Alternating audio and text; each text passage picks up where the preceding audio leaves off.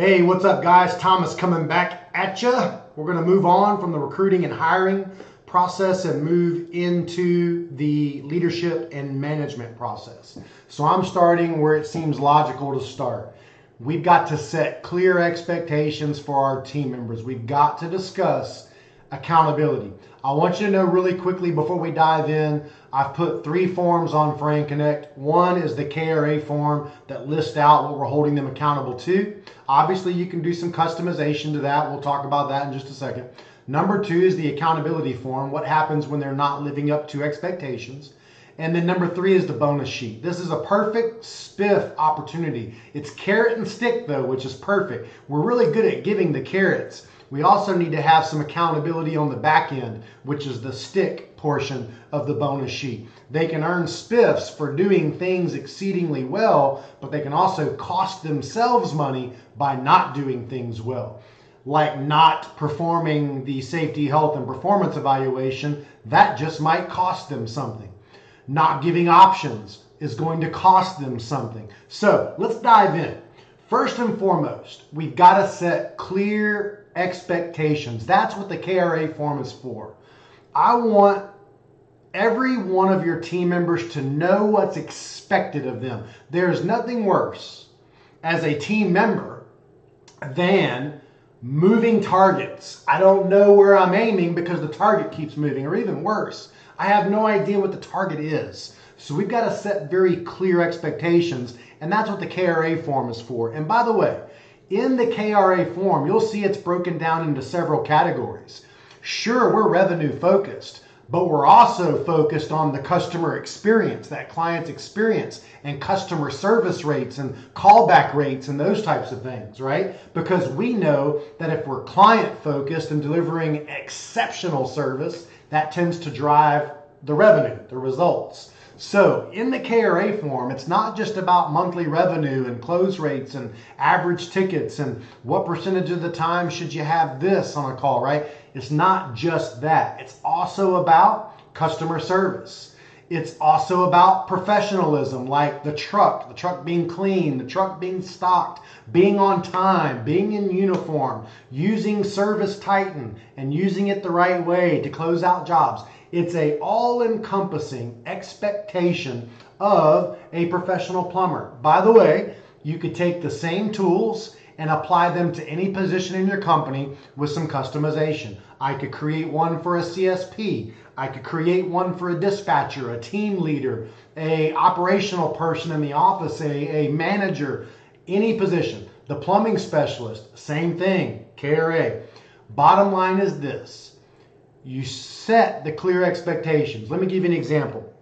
In class, one of the questions I asked is what percentage of the time do we show up to a home that's having a problem that's being caused by another problem in the plumbing system? In other words, connected. It's all connected, the plumbing system. So what percentage of the time is it cause and effect with plumbing repairs? Most plumbers will answer above 60%. They'll say 60 to 70% of the time. I've had some plumbers say 80 to 90% of the time, but I'm going to go conservative and say 60 to 70% of the time we show up to a home that's having a problem, it's cause and effect. What that means to me and what that should mean to you is what percentage of the time at a bare bone minimum should we have multiple tasks or an add-on on our tickets? Well, in the KRA form, I set a minimum threshold of 40%. 40% of the time we should have an additional task or an add-on. But our goal should always be 60%. 6 out of 10 calls minimum should have an additional task or an accessory. Period. KRA, it's in writing. Now here's the cool thing. You go through all of this with them. Close rates, average tickets, minimum of 40% conversion on the elite program. Goal is always going to be 60%. Minimum 40% on additional tasks and add-ons. Goal is 60%. We're tracking, we're measuring, we're going through all of this with them. They sign it, you sign it, they get a copy, you get a copy. Now they know what the expectations are. That's what the KRA form does. Puts it in writing and it makes it real. You sign it, they sign it. They get a copy, you get a copy. Now they are clear on what you're holding them accountable to, and so are you. Another quick note on KRA. Set the dang bar high. If you set the bar low and they miss it, you're going broke. If you set the bar high and they miss it, you're profitable. Don't be afraid of setting stretch goals with your KRA form. Why set it at 25,000? Set it at 35,000, right? Have them stretch for that. Because listen, if you've got trucks doing 35,000 a month times 12 times 5, you had a pretty good year, right? So stretch the numbers a bit. Be a bit aggressive from a leadership standpoint. I remember back at Terminix working in the Austin office, they never put the actual goal on the sales board. They always put the stretch goal on the sales board, knowing that if we were stretching for the stretch goal, we would achieve the actual budget, the actual goal. Think of that when you're looking at the KRA form. Right behind the KRA form is the accountability form. There are 4 levels of accountability. Typically, if they make a mistake, if there's an issue, the first is going to be a verbal warning, right? If they make that same mistake again down the road, that's going to be a written warning. If they make the same mistake a third time, I'm likely going to pull them out of the field and do some hands-on training on that topic before I put them back out in the field. And at level 4, if it's the same issue, it could be a suspension. It could be a few days off without pay. And depending on the history of the team member, it could be dismissal. So there's an accountability form that they sign, that you sign, that attaches directly to the KRA form. They're linked together. The last piece is the bonus sheet. All the formulas are done. You can adjust the spiffs if you would like. Most of them are $5, $10 spiffs. There are a few of them that are a little bigger because I weight a few of those things a little bit higher.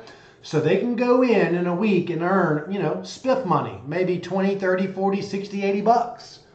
But in that same week, if they showed up late, not in uniform, that cost them 10 bucks between the two things. Now they made 50. It's a carrot and a stick. They sign it, you sign it, it's real. KRA, accountability, bonus sheets. Folks, if you're not tracking and measuring, if you're not holding people accountable, how can we expect to get where we want to go? These are great tools. I've used them in the past with small companies that were doing $500,000 to $700,000 a year and a big company doing $25 million a year.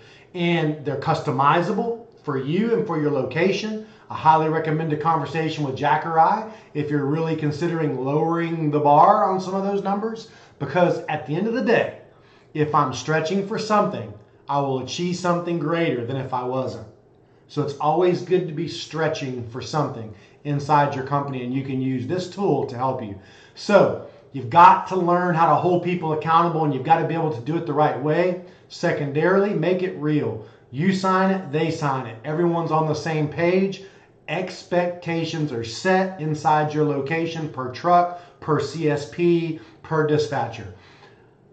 Accountability is key. The right people, recruiting and hiring the right people, and then setting clear expectations and holding them accountable to achieve the results we need to achieve as a brand. All right, that's a little bit on accountability. Let me know if you have any questions or if you need to have a deeper conversation. We'll talk to you soon.